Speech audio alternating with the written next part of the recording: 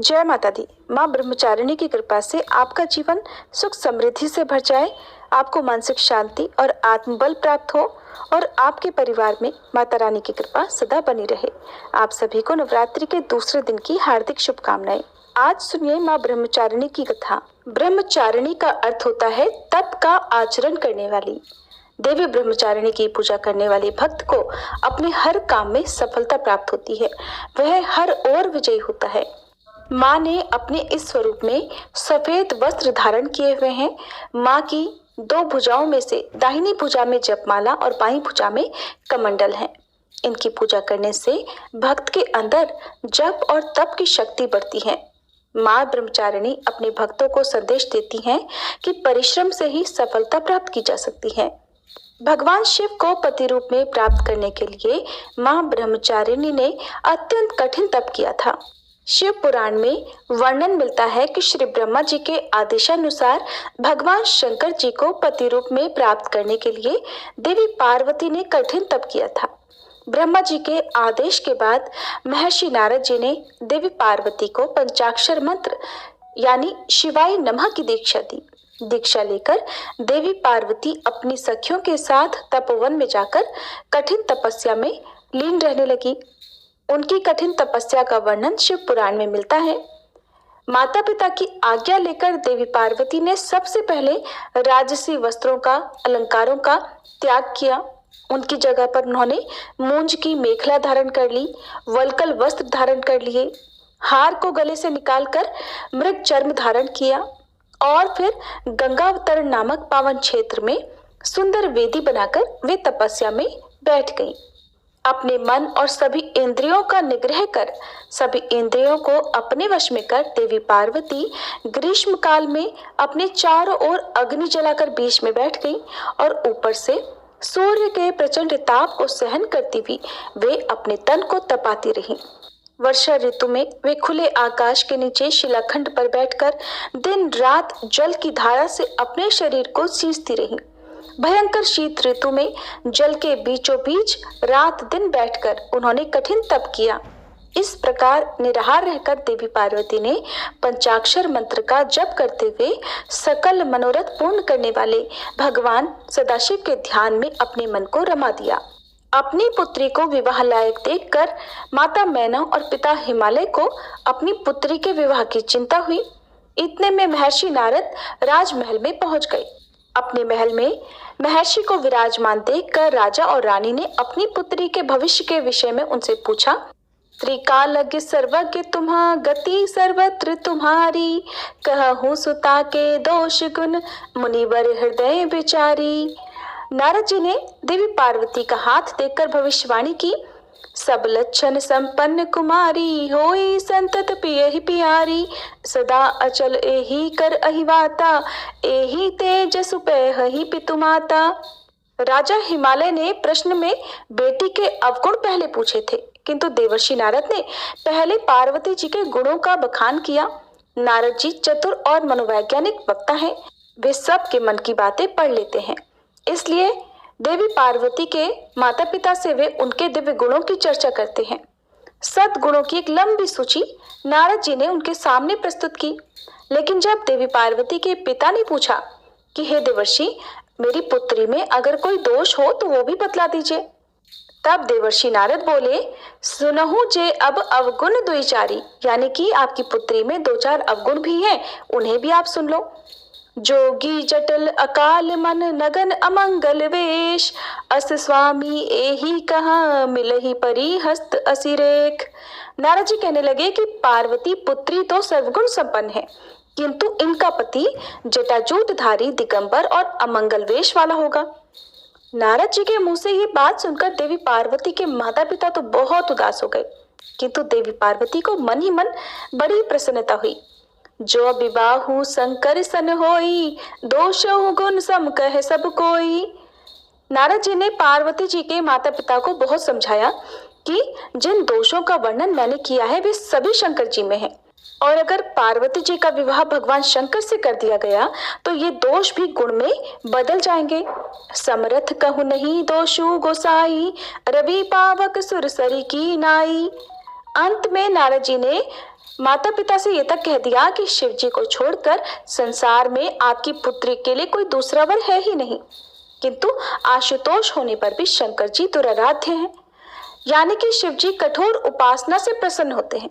उनको प्राप्त करने का एक ही उपाय है कि पार्वती जी वन में जाकर कठिन तपस्या में लीन हो जाएं।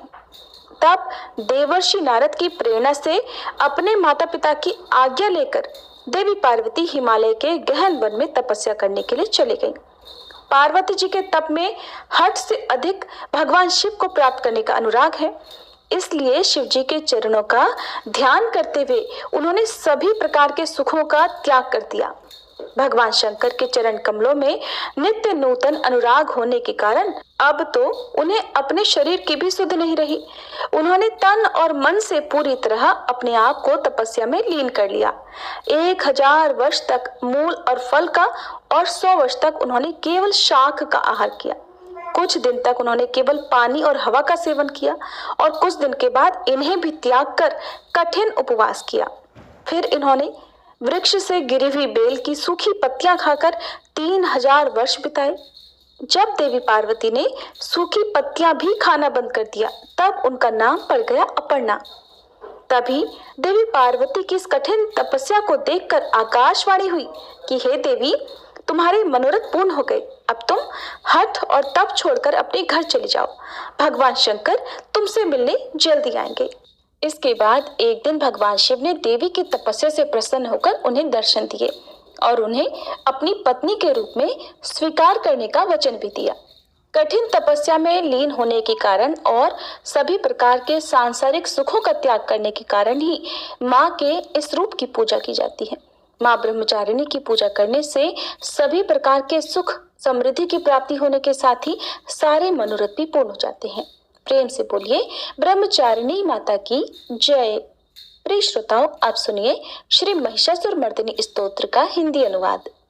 हे हिमालय राज की पुत्री, हे गिरिजा देवी, विश्व को आनंदित करने वाली देवी, नंदी गणों द्वारा पूजित गिरिश्रेष्ठ विंध्याचल के शिखर पर निवास करने वाली देवी, अपनी लीला से भगवान श्री विष्णु को प्रसन्न करने वाली, इंद्रदेव के द्वारा नमस्कृत भगवान नीलकंठ की पत्नी, विश्व में विशाल कुटुंब वाली और विश्व को संपन्नता देने वाली, हे महिषासुर का मर्दन करने वाली भगवती, अपने बालों की लता से आकर्षित करने वाली पर्वत की पुत्री, आपकी जय हो, जय हो, जय हो। देवों को वरदान देने वाली, दुर्धर और दुर्मुख असुरों को मारने वाली और स्वयं में ही हर्षित रहने वाली, तीनों लोकों का पोषण करने वाली, शंकर जी को संतुष्ट करने वाली, पापों को हरने वाली और घोर गर्जना करने वाली, दानवों पर क्रोध करने वाली, अहंकारियों के घमंड को सुखा देने वाली, समुद्र की पुत्री, हे महिषासुर का मर्दन करने वाली, अपने बालों की लता से आकर्षित करने वाली पर्वत की पुत्री, आपकी जय हो, जय हो, जय हो। हे जगत माता, हे मेरी माँ, प्रेम से कदम के वन में वास करने वाली, हास्य भाव में रहने वाली, हिमालय के शिखर पर स्थित, अपने भवन में विराजित, मधु की तरह मधुर, मधु कैटभ का मद नष्ट करने वाली, महिष को विदीर्ण करने वाली, सदा युद्ध में लिप्त रहने वाली, हे महिषासुर का मर्दन करने वाली, अपने बालों की लता से आकर्षित करने वाली पर्वत की पुत्री, आपकी जय हो, जय हो, जय हो। शत्रुओं के हाथियों की सूंड काटने वाली और उनके 100 टुकड़े करने वाली, जिनका सिंह शत्रुओं के हाथियों के सर अलग अलग टुकड़े कर देता है, अपनी भुजाओं के अस्त्रों से चंड और मुंड के शीश काटने वाली, हे महिषासुर का मर्दन करने वाली और अपने बालों की लता से आकर्षित करने वाली पर्वत की पुत्री, आपकी जय हो, जय हो, जय हो।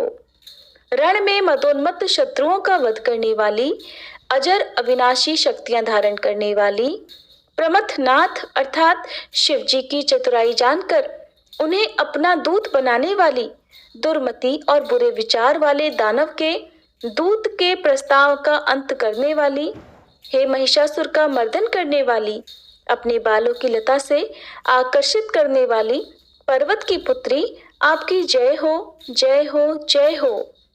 शरणागत शत्रुओं की पत्नियों के आग्रह पर उन्हें अभयदान देने वाली, तीनों लोगों को पीड़ित करने वाले, दैत्यों पर प्रहार करने योग्य त्रिशूल धारण करने वाली, देवताओं की दुंदुभी से दुमी दुमी की ध्वनि को सभी दिशाओं में व्याप्त करने वाली, हे महिषासुर का मर्दन करने वाली, अपने बालों की लता से आकर्षित करने वाली, पर्वत की पुत्री, आपकी जय हो, जय हो, जय हो।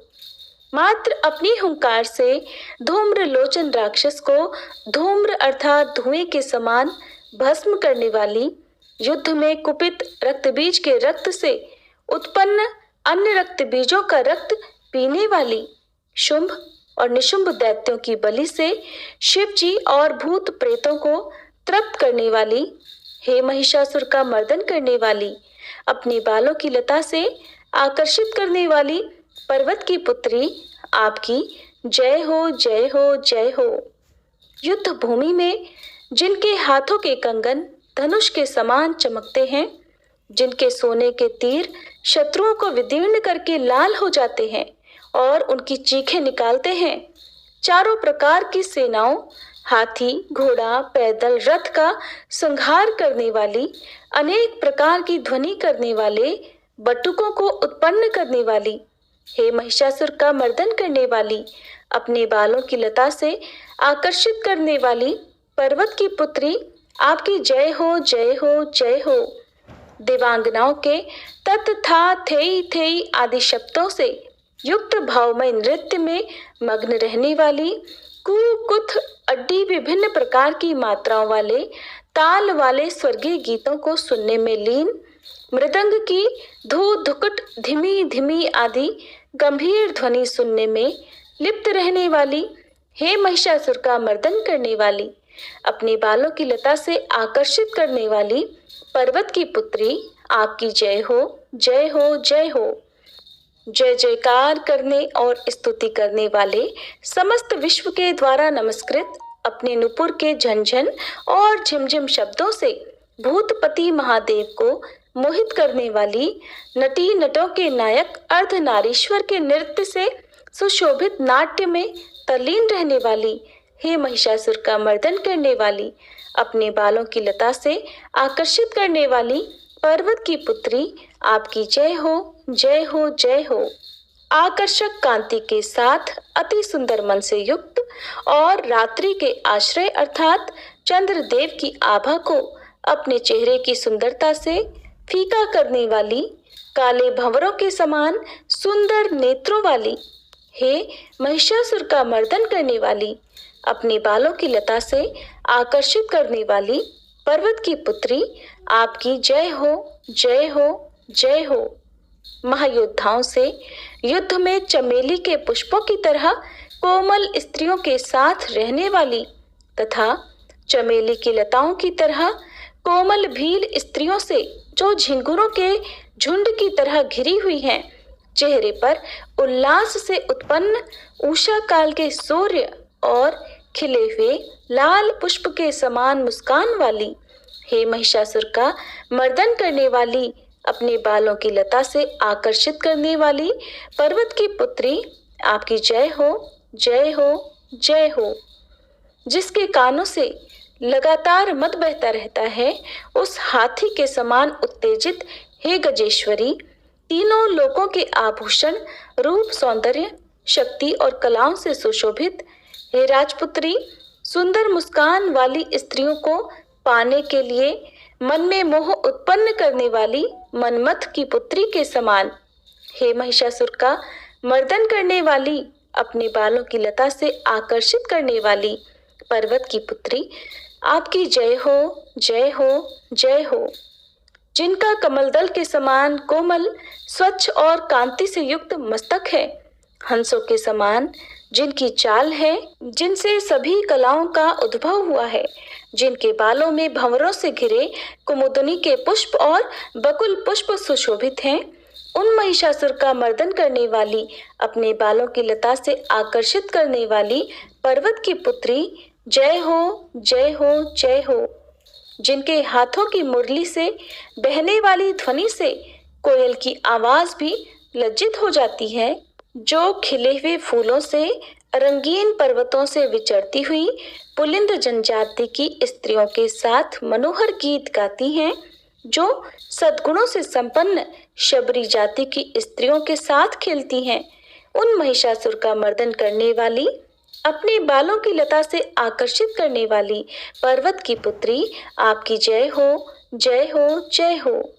जिनकी चमक से चंद्रमा की रोशनी फीकी पड़ जाए, ऐसे सुंदर रेशम के वस्त्रों से जिनकी कमर सुशोभित है, देवताओं और असुरों के सर झुकने पर उनके मुकुट की मणियों से जिनके पैरों के नाखून चंद्रमा की तरह दमकते हैं, और जैसे सोने के पर्वतों पर विजय पाकर कोई हाथी मदोन्मत्त हो जाता है, वैसे ही देवी के उरोज कलश की तरह प्रतीत होते हैं। ऐसी हे महिषासुर का मर्दन करने वाली, अपने बालों की लता से आकर्षित करने वाली पर्वत की पुत्री, आपकी जय हो, जय हो, जय हो। सहस्त्रों दैत्यों के सहस्त्रों हाथों से सहस्त्रों युद्ध जीतने वाली और सहस्त्रों हाथों से पूजित सुर तारक उत्पन्न करने वाली, उसका तारकासुर के साथ युद्ध कराने वाली, राजा सुरथ और समाधि नामक वैश्य की भक्ति से समान रूप से संतुष्ट होने वाली, हे महिषासुर का मर्दन करने वाली, बालों की लता से आकर्षित करने वाली पर्वत की पुत्री, आपकी जय हो, जय हो, जय हो। जो भी आपके दयामय पद कमलों की सेवा करता है, हे कमले, वह व्यक्ति कमल निवास कैसे न बने। हे शिवे, आपके पद कमल ही परम पद है, उनका ध्यान करने पर भी परम पद मैं कैसे नहीं पाऊंगा। हे महिषासुर का मर्दन करने वाली, बालों की लता से आकर्षित करने वाली पर्वत की पुत्री, आपकी जय हो, जय हो, जय हो। सोने के समान चमकते हुए नदी के जल से जो आपके रंग भवन में छिड़काव करेगा, वो इंद्राणी के वक्ष से आलिंगित होने वाले इंद्र के समान सुखानुभूति को क्यों नहीं पाएगा। हे वाणी, हे महासरस्वते, आप में मांगल्य का निवास है, मैं आपके चरणों की शरण लेता हूँ। हे महिषासुर का मर्दन करने वाली, बालों की लता से आकर्षित करने वाली पर्वत की पुत्री, आपकी जय हो, जय हो, जय हो। आपका निर्मल चंद्र समान मुख चंद्रमा का निवास है, जो सभी अशुद्धियों को दूर कर देता है। नहीं तो क्यों मेरा मन इंद्रपुरी की सुंदर स्त्रियों से विमुख हो गया है। मेरे मत के अनुसार आपकी कृपा के बिना शिव नाम के धन की प्राप्ति कैसे संभव हो सकती है। हे महिषासुर का मर्दन करने वाली, बालों की लता से आकर्षित करने वाली पर्वत की पुत्री, आपकी जय हो, जय हो, जय हो। हे दीनों पर दया करने वाली उमा, मुझ पर भी दया कर ही दो। हे जगत जननी, जैसे आप दया की वर्षा करती हो, वैसे ही तीरों की भी वर्षा करती हो, इसलिए इस समय जैसा आपको उचित लगे वैसा करो, मेरे पाप और ताप दूर कर दो।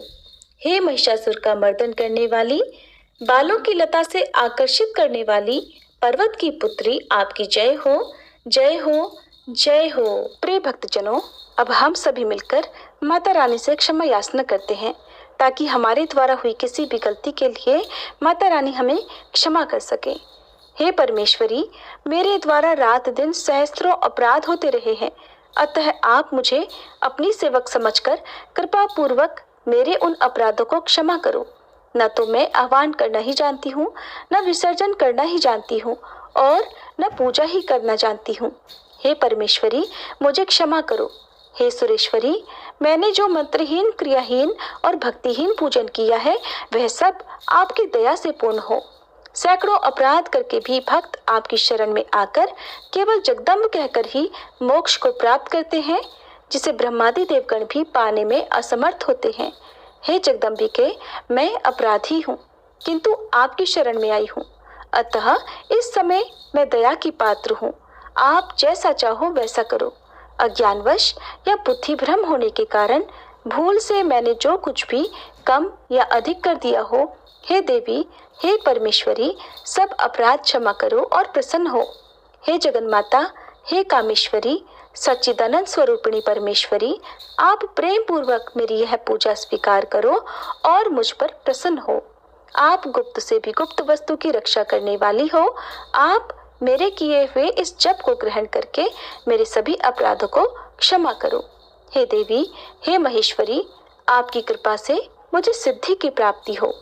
जय माता दी लिखना ना भूलें। ऐसी ही और भी बहुत सारी कहानियों को सुनने के लिए चैनल को सब्सक्राइब जरूर करें। धन्यवाद।